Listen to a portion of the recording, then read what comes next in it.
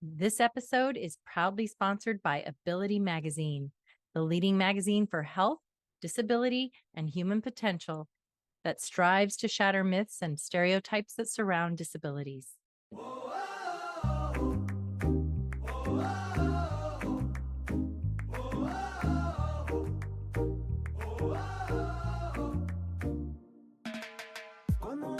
Welcome to the Beyond Awareness, Disability Awareness That Matters podcast.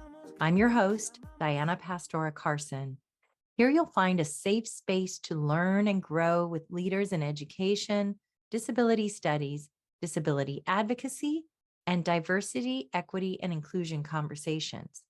Specifically, we look at how disability fits into diversity, equity, inclusion, access, and belonging, and how to frame disability awareness in the context of educating K through 12 communities. This show serves educators, parents, and community members who strive to learn and/or teach about disability in a research-based and respectful way, moving beyond simple awareness and diving into inclusive and socially responsive conversations. Now let's go beyond awareness. Hello, everyone, and welcome to Beyond Awareness, Disability Awareness That Matters. Today, I'm excited to have our guest, Chet Cooper, who, among many other achievements, Chet, you created Ability Magazine in 1990, which is the same year as the Americans with Disabilities Act that it was enacted. And that was nearly 35 years ago. So it's been a while. It's a magazine that has featured interviews with and the writings of famous people, actors, politicians, high-profile business people, international leaders, and so on. This is actually how we first met, through Ability Magazine, in which you have supported my work and mentored me through our joint projects. But most importantly, you have introduced me to pickleball. But that's not all you've accomplished in your career. You have also been dedicated to the disability community through programs that you've created, such as Ability Jobs, Ability Corps, Ability House, and Ability Entertainment, also known as Ability E. So that is a very brief introduction. But now I want you to please tell us a little bit about your background and about each of those programs and any that I might have forgotten. So welcome, Chet Cooper.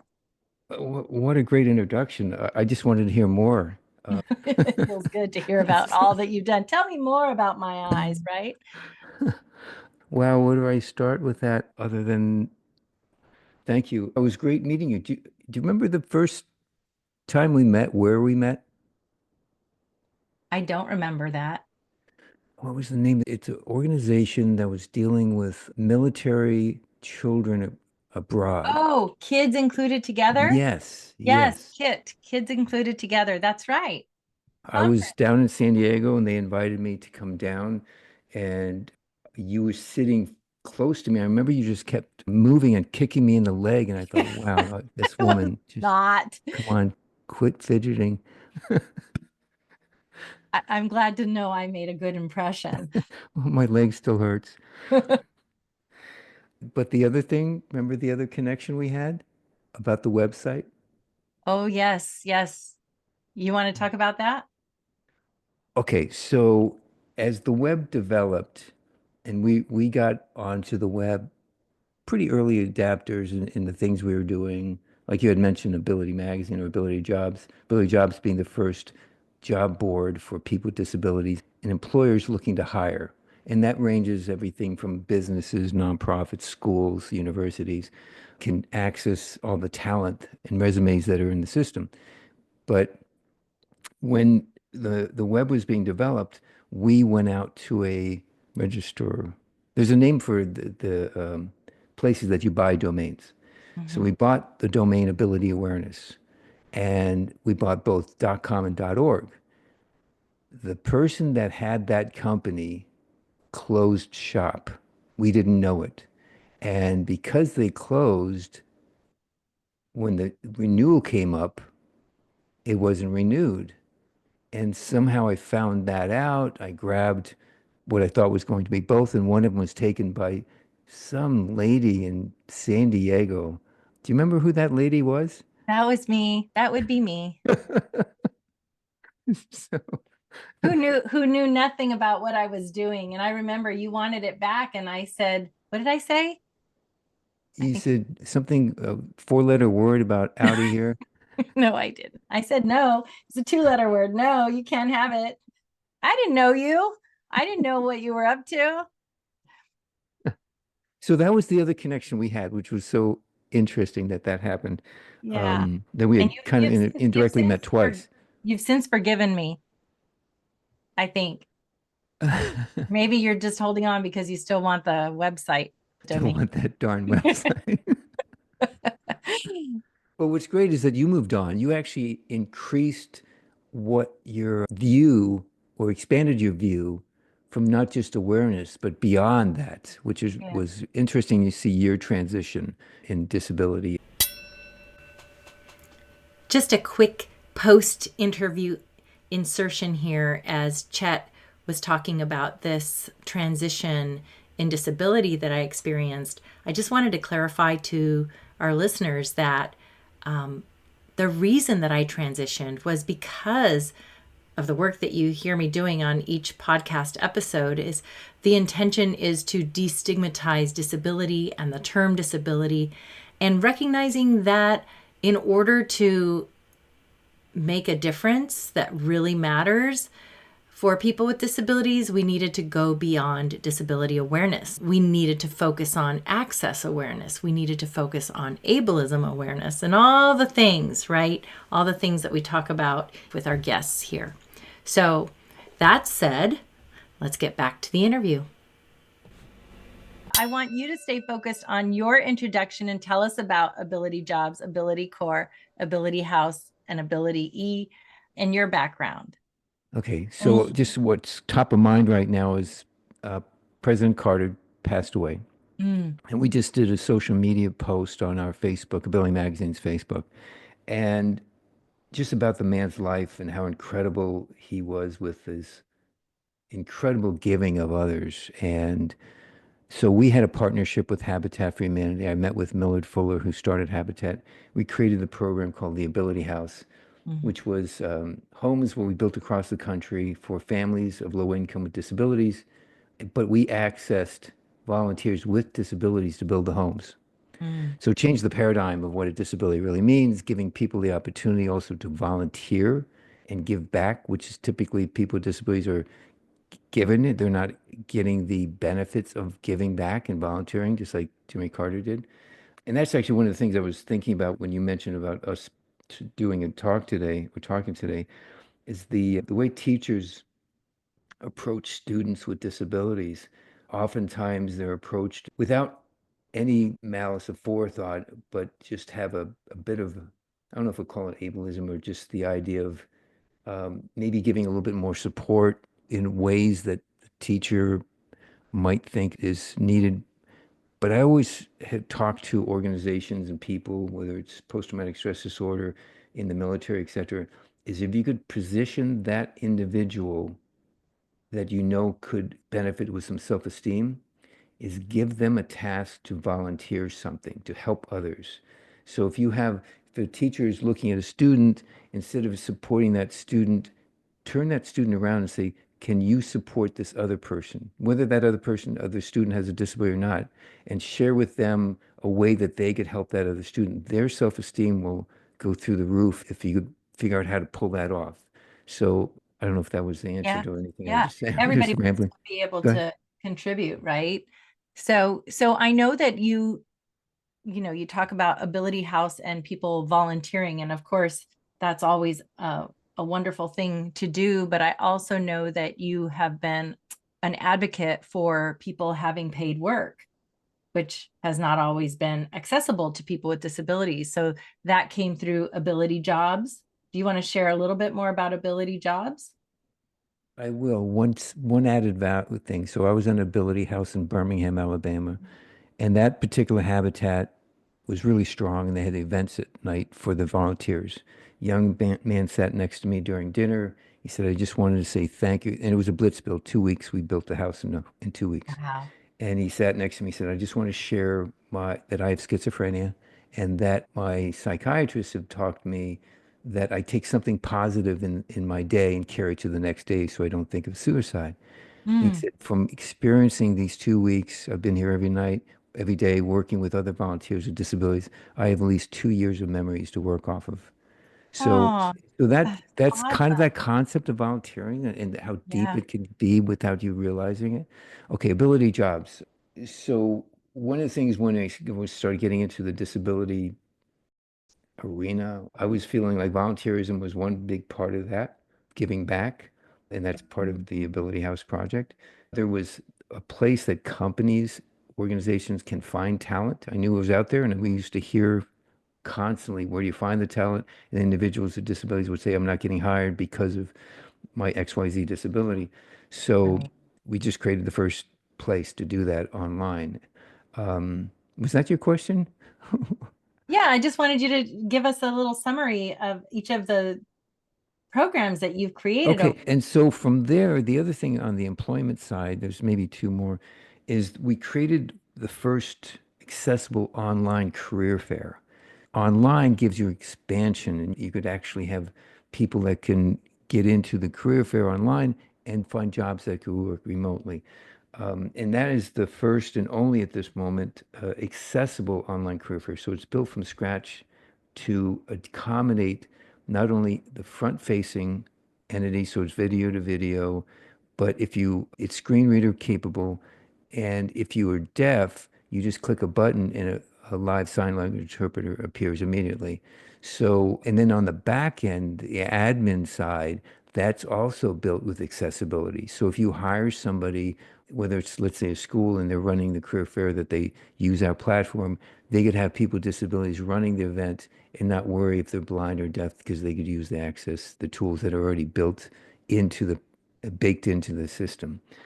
What are That's Ability E. so, So we so built the yeah, first, just really quick, Chet. I mean, that yes. is so important. I don't think many of us realize how exclusive the job market is when a person who's blind or deaf doesn't have access to the technology that the jobs and interviews are being conducted with. And sometimes people will have that, that will be a barrier because companies or entities don't want to put forth the money to hire the interpreter or the time to make sure everything is screen reader accessible and all the other ways that with newer technology that things are accessible. And you've been committed to accessibility, complete accessibility in all your platforms.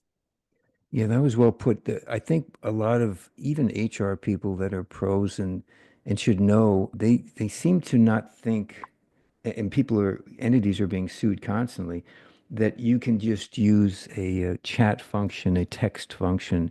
When you're being interviewed for a job, which is stressful, and you've maybe taken Spanish in school and that's your second language, then you're going to a job interview and the interviewer says, okay, we're going to do this interview in Spanish. And you only took one class of Spanish. That's not fair. And the law says it's not fair. And you have to accommodate for the first language. People that are deaf, sign language is their first language. And so many employers have gotten sued and lost because they did not provide a reasonable accommodation of a sign language interpreter.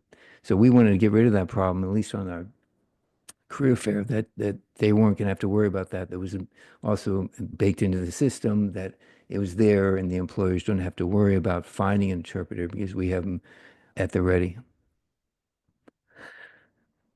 So how about Ability Core? Well, Billicourt is the nonprofit that is under the nonprofit. It's Ability House, it's Ability Job Fair, and Ability E, Ability Entertainment.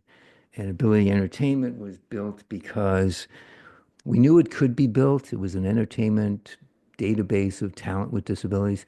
But Netflix came to us asking for some help to find a particular young woman that authentically had a disability. So kudos to Netflix for it was a show they were producing, and they could only through the normal channels. And there was an entity. It's actually gone out of business now that was doing a pretty good job of finding talent and being a agent for them. And so they could only find approximately 10 people that would fit that parameter. And they came to us really struggling because they didn't want to not do this. So we worked with them and sent them over They didn't 500, want to not do what? Not hire somebody? not hire authentic talent. Okay. Yeah. Authentic disabled talent. Yes, yes. Okay. And so we put the word out. We got them over 500 auditions. So they were blown away. We realized, okay, we knew we could do this, and we made it uh, permanent after that and built Ability E. Why is that so important for those who might not know? If most of the media, whether it's movie, TV, that entertainment side really does affect our attitudes toward things. And if we could have more authentic representation, and that means both actors and writers, and how you portray people with disabilities of all types of disabilities on the screen, big or small screen, it changes society's attitude. So it's actually a really important, subtle, but meaningful thought process that we said, okay, we've got to do this. And we're self-funding it right now. We talked to all the studios, COVID hits, everybody freezes, and we haven't quite gotten back to everybody and said, okay, things have changed, strikes are over. But yeah, so everything's free at the moment. Casting can come in for free. Of course, talent's always free, both on anything we do, it's free to the talent. The entities that have the monies are the ones who might have to pay for posting a job but right now Ability E is 100% free. Okay. So all of those ability jobs, Ability House, and Ability E fall under the nonprofit of Yes, yes, Ability Core. yes. Okay. Wow. Great work. Okay. Now, Chet, I always ask my guests, and I'm going to ask you a question in a moment, but not yet. And the question will be, just to give you the heads up, it's going to be, what is your why? I happen to know that you are committed, enthusiastic, and tireless in your work. You rarely take a break except for pickleball and riding your Harley. And you are hard to pin down with so many irons in the fire at all times. So, with that said, aside from the obvious, and in all seriousness, what has fueled your fire? What has driven this purposeful work? So the why, I remember the first time I was asked that. I was on TV, and I don't do well with interviews, and I was a little concerned. And they had given me the questions beforehand. Why was not in the question. And then, sure enough, the first question was why. And I'm like, oh gosh.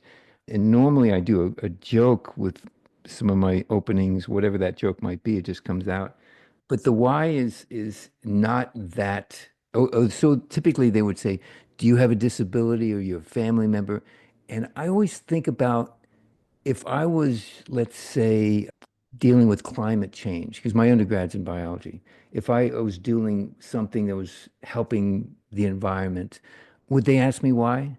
But when it comes to disability, I was always asked why, because it seemed to be something really like novel to Mm, people. Uh, I guess if I rolled up in a chair, they wouldn't ask me the why. But right. because I didn't look like I had a disability, then they couldn't figure out why. So the question was there constant. I know your why is not that. I know that. Right, right. Yours is more, sincere, but theirs was of confusion. Like, why would Yeah. you do this? Anyway, so the why came about.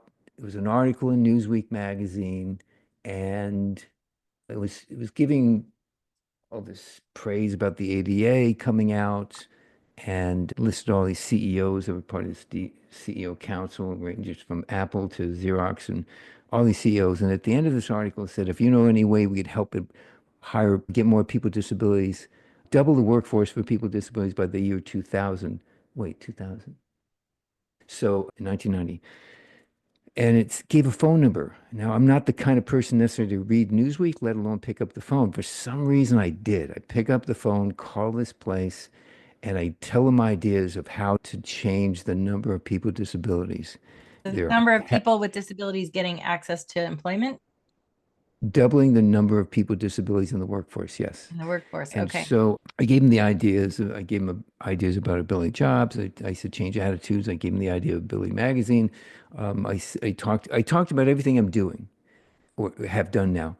And they are like really excited. And then they said, how far are you along in the process? And I said, I'm giving you the, no, well, if you could put something together, we'll invite you to the first World Congress on Disability. And I'm thinking, well, okay, well, I really, as I was thinking of these things, I was thinking this should happen. So I created a prototype of these things, go to DC, and from there, it just kept expanding to where people kept coming up to me and saying, tell me about what you're doing here. Tell me. And before I knew it, I was talking to people from the Department of Justice, from EEOC. I got a meeting into the White House. I did not plan this. But that organization never wanted to do anything. They just wanted to talk about people doing things, which I didn't quite realize that they were just an amplifier of sorts. So they weren't really active in real meaningful change in that sense. And so I've been an entrepreneur all my life, and I have ADHD and dyslexia. So the ADHD has caused me to have so many different small startups and businesses and multitasking. So that's just my brain working like that. I would have never thought that disability was going to be that place that I would like nest in.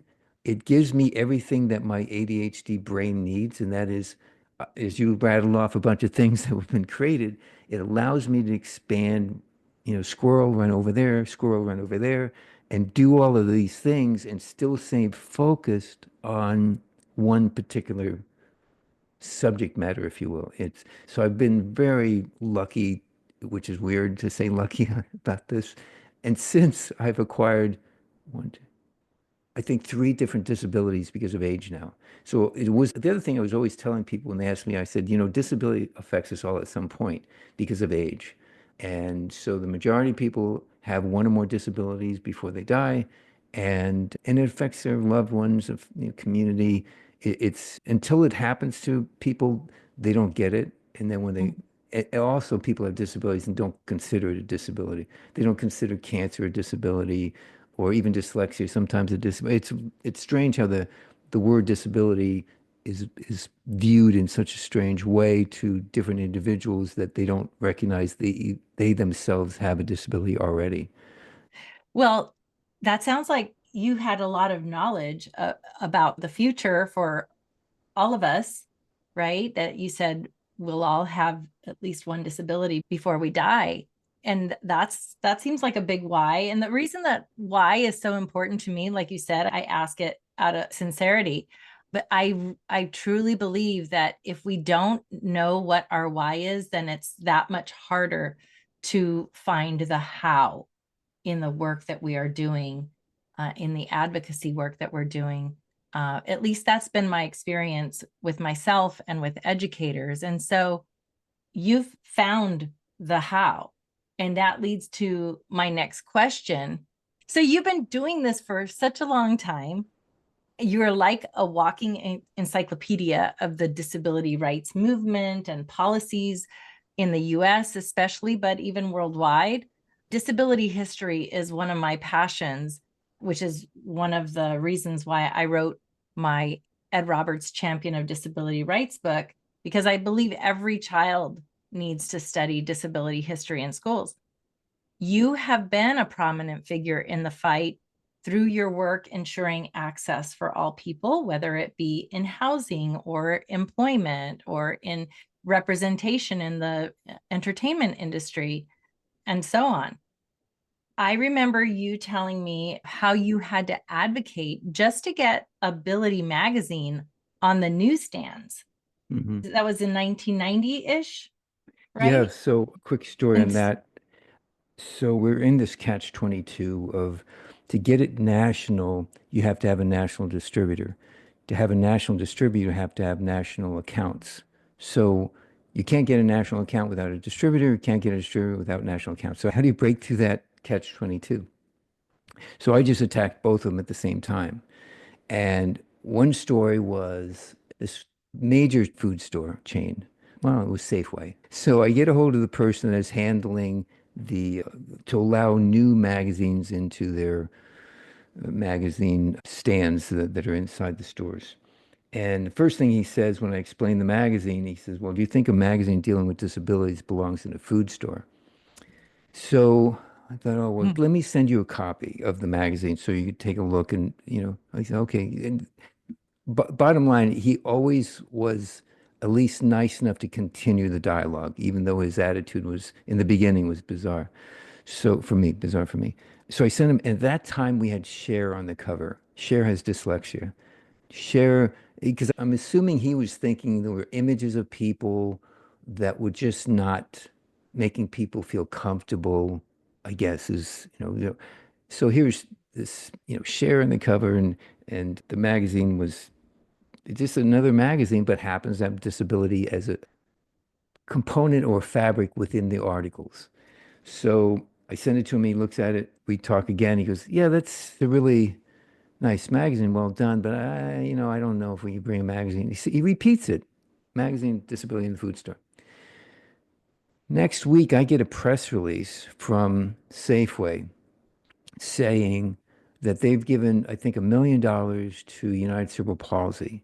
And the reason they've done that is because Cerebral Palsy is doing this good work and they're our neighbors and good clients or customers or something like that. I send him that press release, get a hold of him. He goes, "Chet, I would love the magazine to be in the newsstand, be in Safeway." So then I pitched the distributors. But anyway, the idea there is yes, the attitude, the fight, multiple fights that we had trying to get something dealing with disabilities onto the newsstands across the country, that in and of itself could be a book. It was more than frustrating and took a lot longer than it should Yeah. have. And I So, know you face situations similar to that in all aspects of your work. yep. You have experienced resistance, you've had to educate people, convince people, and you've had to advocate. I know that many of my listeners are in that place as well, of course, in a different context where they are advocating for disability inclusive practices within their communities or within their child's school or for educators at their own schools and in their school districts. How have you generally successfully broken through ableist practices and policies? And what would you suggest that people focus on in order to also be successful? What advice would you give to our listeners? Well, it's what I do. I walk into a meeting with a bat. Um, no, yeah, it's a constant fight. It's a struggle. It's trying to find out why the no's, why the rejection. What can you do that could maybe chip away at that in some Mhm. way, and Mhm. then try to find, if possible, any champions within struggle you're having that might have a family member with a disability that can champion on your side to do something beyond, the gatekeepers that are blocking whatever it is you're trying to accomplish. You mean big hitters like No, politicians? not necessarily big hitters, just people that might.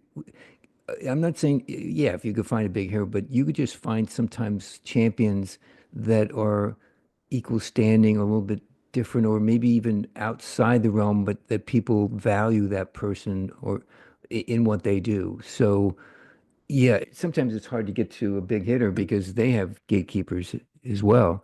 The more you could find champions and build a coalition, depending on how big your ask is and what you're trying to solve, in a sense of reasonable accommodation or whatever you're looking to do, it's trying to build a team, no matter what size, whether it's just another person or not, I think helps a lot in your fight for equality and civil rights or whatever the case might be. Yeah. Um, Thanks, Chet. You're Chet, what are welcome. you most proud of? What am I most proud of? Oh, that's a tough one because I always feel like there's so much more work to be done. So I, Mm, yeah. And the other thing I was thinking just now about on my tombstone, to probably say something like he had tenacity. It's just, and everybody needs some of that to break through the old number of blocks, the walls that exist all over the place. It's just mm. without tenacity, most people quit. And that's why we're not further along. And because, it's a struggle. It's hard. And yeah, I think again, I'm lucky that I had the tenacity. I can figure things out typically that others might not, in the sense of, I remember looking at writing a book called How to Start a Business Without a Shoestring. So, I have no idea what that means. so you've heard of starting something just a shoestring, right? You've heard that term before? I've heard shoestring budget. Is that what Yeah, you're? yeah, it's the same Oh, okay, concept. okay, Yeah. So I'm okay, saying to do it without a shoestring. okay. Yeah. So there are ways to do that. And sometimes even in struggles, your audience might be struggling for something and maybe it's a budget issue. Then you go out and you try to figure out, okay, we want this, this, and this, or need one thing or something. And look at what that is. And yes, of course, there's a GoFundMe and all that, but there's also possibilities of what you can provide as a barter, as a trade for something. Mm, It's amazing because that's where we all came from. We all did the bartering. I'll give you a goat for, that the two chickens or whatever before currency came along. We bartered. So there is and not everyone can understand how barter truly works because they forget what the value is of what they have. But it is a process that if you have no funds, that you might be able to pull off some service you can provide or something that you could do or trade. yeah, I could see that working in community engagement opportunities. I think it would be a little trickier when you're dealing with the policies of school districts. However, maybe at the top, the leaders could have some bartering opportunities. Something you wish you or others had known when you were a child that would have changed the way that disability is perceived today. Well, disability is such a it means so much. It ranges. If more people, while they were young, interacted with other children that had multiple variety of disabilities, and those children were also integrated in such a way that they were just kids that might need some accommodation once in a while, but that they became aligned friends that would change society. And I know that, that's supposed to be the law of the land, integration, but a lot of it is still not done even if it's there, it's not done in the right way. Yeah. So, Inclusion, yeah, inclusion. Yeah. Practices. Yes. Yeah. Okay. Are you ready for some rapid fire questions? 6, 7, 32. Not math, Oh, not math, because you'd win. No, you'll win this too. All right. Ready? Coffee or no. tea? Coffee or tea, Chet? Um, Coffee. Land or sea? Did you say land or sea? Yeah. This is so bad because I do both, I'm mixed-handed, by the way. Like pickleball, I could play left-handed and right-handed. So sea, I think of surfing. Land, I think of motocross. I don't know how to do these. Go ahead. Well, that's good. You're ambidextrous terrestrially. Ambidextrous is I don't know. I don't know. Okay, paper or audio books? Scissors. Well, Audiobook, of okay, course. audio. Dyslexia, Favorite food? yeah. Sorry. Favorite food. Not sorry. Um, Sorry, not sorry. I'll say pasta. Pasta. Favorite book? I, I'm I'm not not well very, read. Favorite book, Ability you've Magazine. Ability Magazine. Okay, I'll take it. Favorite place you've traveled? Switzerland. Nice. Favorite childhood memory? Sitting on my father's lap in France, driving a Porsche. Nice. It wasn't my Porsche. Thank you for clarifying. Favorite teacher? I do not remember her name. I just thought of her the other day. Um, it was a high school teacher. One is Mr. Oliphant, who had a chess. He created a chess club for us, and every time you win, you would get a silver dollar. And I made What? so much money. So the other Awesome. one is a chemistry teacher in high school, and she said I reminded her of Dick Cavett. And more recently, I interviewed Kevin Nealon, and he, out of the blue, he just said, you remind me of Dick Cavett. So, Really? yeah, so I hope to interview Dick Cavett before he passes away because of this. He's still alive. He's 88, I think. That's great. Okay, favorite podcast host? There's a woman in San Diego. I'm pointing to myself for those who can't Her see. name's Diana. Pick me, pick me. Thanks, Chet. That's good. And if people want to check out your work, where can they find you? On the corner of Fifth and Main. Ay, ay, ay. Um, if anybody ever wanted to reach out, they just could go to somewhere like any of those websites, billymagazine.com, and just go to contact and just say, there was this funny guy on Diana's podcast. I'd like to talk to him. So before we leave, tell me, you were talking a little bit about Judy Human and your last interview with her. I didn't watch it. I saw that it was there. I didn't watch the whole thing since I knew Judy so well. I thought, you know, You but introduced me to Judy Human. but tell me about your interaction with her. Oh my gosh, the podcast interview was much better than this one. It was kidding. It was so beautiful. We had been texting back and forth for almost a year trying to find a time that worked for her because she was so busy. For those who don't remember, Judy Human is she's well known for her disability rights work, known as the mother of the disability rights movement. And she's featured on the Netflix film Crip Camp, and she has a book, Being Human, and then she has another book for youth. I can't recall the very long name at the moment, but I did interview her and we finally did come up with a date. It was the day after her birthday because I texted her to wish her a happy birthday.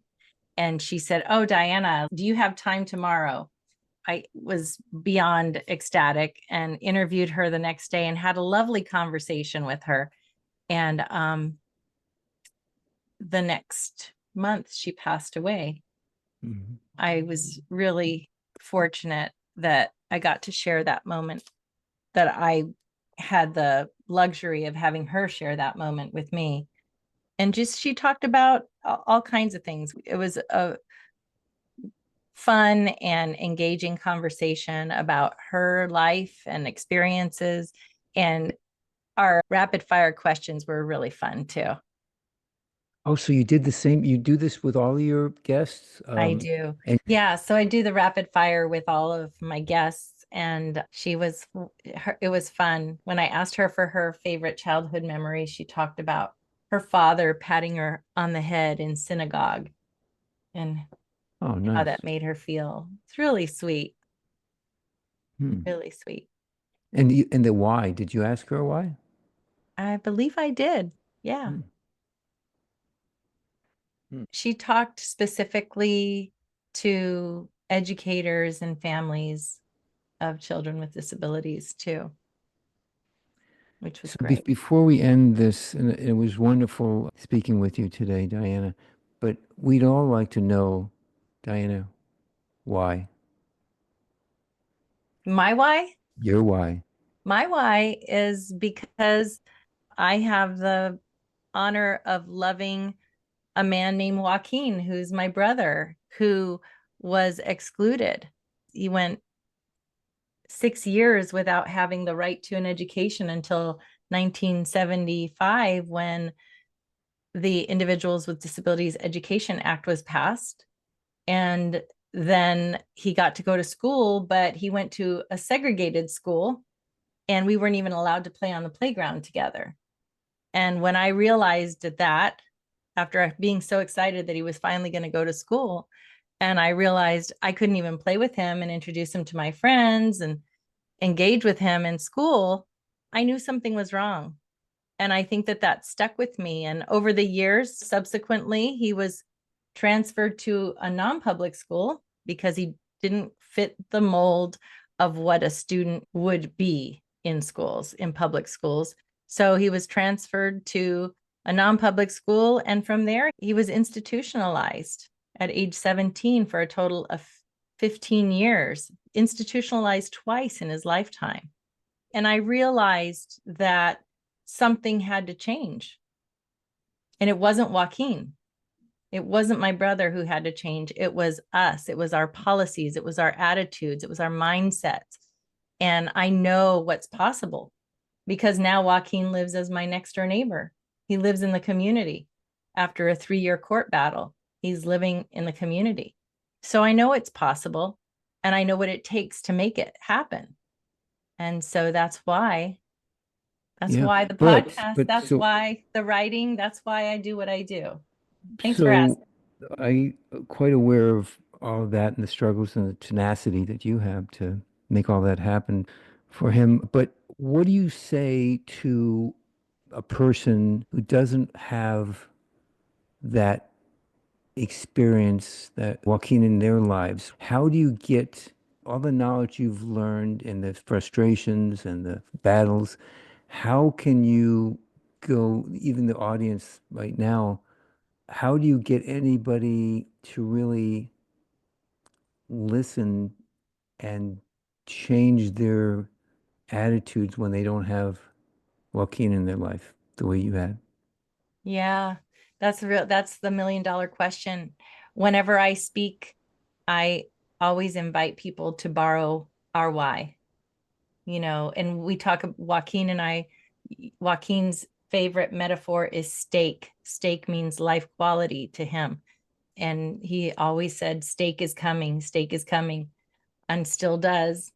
And so I ask people to think about what's their why when people in the audience, and I look at them and I say, what's your why? Joaquin's my why. What's your why? Because if you don't know your why, then you're not going to be committed to making it happen. You're not going to know how to make it happen. And if you don't have a why, and Joaquin's story has touched you or somebody else's story has touched you, please let that be your why. Adopt a Because why. I think, yeah, that's so yeah, good, it's Diana. really important. It's critical. Things are not going to change if people don't understand why it's so important to change. And people are not going to be determined and have the tenacity to figure out how to make those changes if they aren't completely grounded in why it matters. Hence, Disability Awareness That Matters, the name of the podcast. Mhm. Yeah. Well, this is great. Thank you for being my guest today. Yeah. Our sponsors are, Well, thank you, Chet, because you so generously offered to sponsor the podcast. And thank you for being a sponsor. And thank you for letting me interview you today and for reciprocating with a very important question for me. yeah, it's always a pleasure speaking with you, Diana. You know that. Yeah, I know. We just, if we could figure out how to clone more people like you, and And uh, you, yeah. Thank you, but they'd Chet. have to be better pickleball players. That's the problem. Much better pickleball players. All right, Chet. Thank you so much.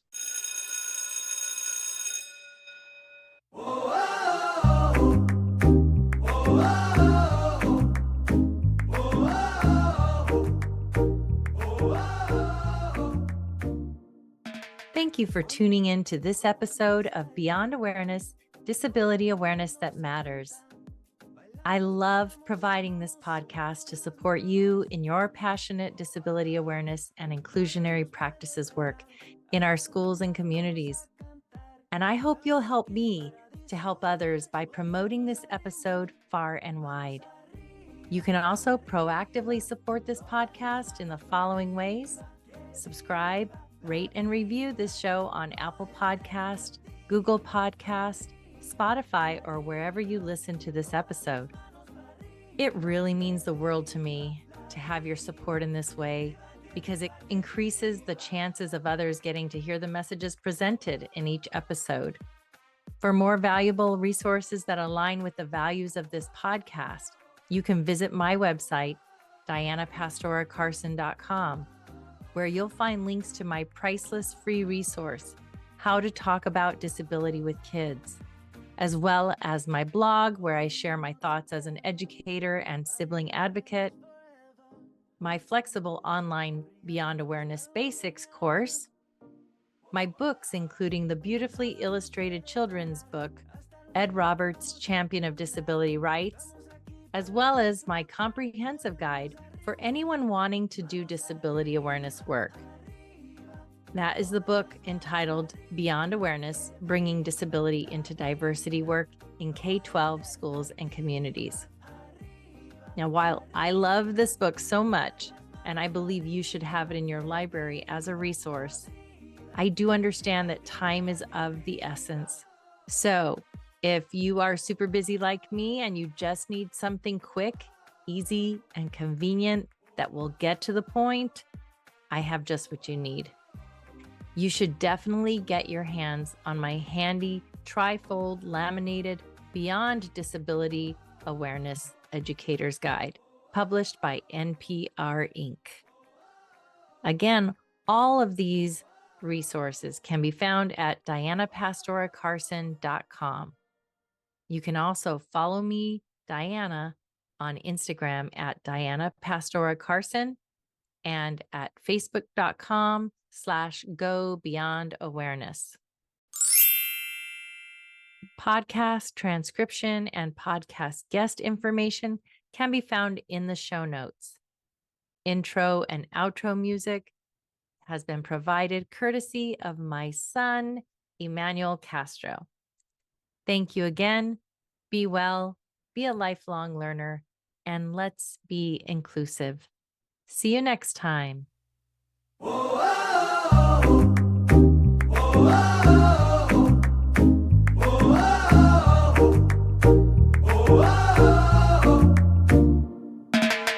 Cuando empieza el ritmo, todo el mundo se junta. Bailamos, gritamos, amamos, subamos las manos. Nada nos puede parar, hasta el final vamos a cantar. Estamos aquí para disfrutar, moviéndonos al ritmo. Manos arriba, arriba, todas las manos para arriba. Que viva la vida, no hay alternativa. Arriba, arriba, todas las manos para arriba. Que viva la vida, que viva, que viva, que viva.